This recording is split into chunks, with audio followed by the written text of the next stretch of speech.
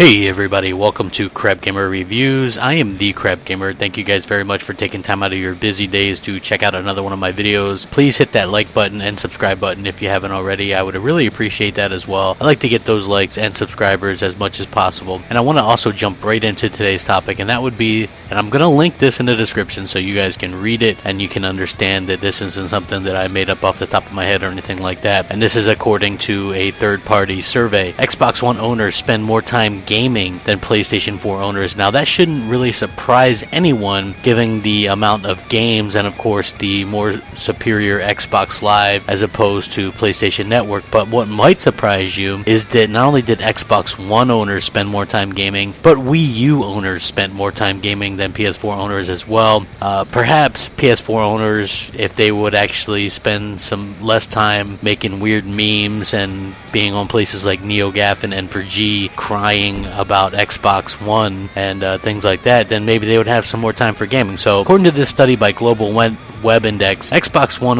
users spend more time gaming than any other platform. Xbox One owners average 2 hours and 27 minutes gaming, which is followed closely by the Wii U at 2 hours 26 minutes. The PlayStation 4 owners only spend an average of 2 hours and 15 minutes gaming on average per day, and that's quite surprising given how Sony claims it's the best place to play, but gamers don't seem to be gaming that much on their platform. And what's really interesting is Xbox 360 owners still clock in just under 2 hours gaming. So realistically, PS4 owners only have about 15-16 more minutes gaming per day than Xbox 360 owners, which is still kind of sad. And in fact, Nintendo Wii owners on this list are at a little over an hour and a half per day. So now when it comes to last generation, like I said, the Xbox 360 beats the PS3 and the Wii, and it's great news for Microsoft, who recently they changed how they measure their success by charting the engagement with their services. Anyone, and basically anyone can keep a PlayStation 4 or Xbox One on their shelf or in the box or in a warehouse, but who's actually using them is clear by this study. I also love how the mainstream media calls the Wii U a failed consoles, but gamers are actively playing it on it. Now this is a quote from the people that wrote this article, and of course Xbox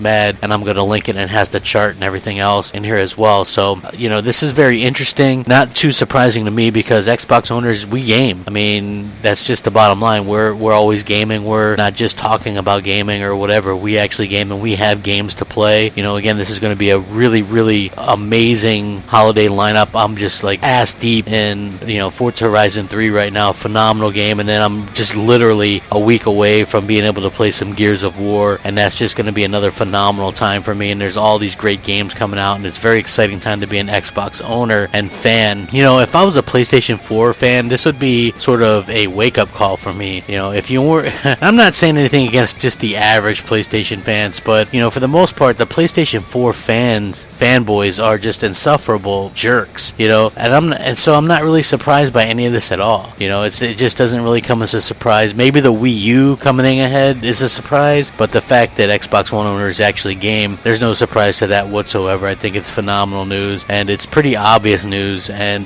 congrats to Xbox fans and Xbox, because I've always said that the sales of these consoles doesn't mean anything, especially if you don't have fun with the systems. I own a PS4, but I never use it. The thing's just always full of dust, and it's just something that never gets any use because there's never any games for it. I use it for exclusives, and Sony doesn't put any out, so we know that this is basically probably basing these things on exclusives and things like that, and Microsoft has pretty much won that, and the same thing with their services, and so it's a very good thing for Microsoft. Let me know what you guys think. Sound off, comment, rate, subscribe. Let me know what you think. Check out the article. Rack 'em up. Crab Gamer out.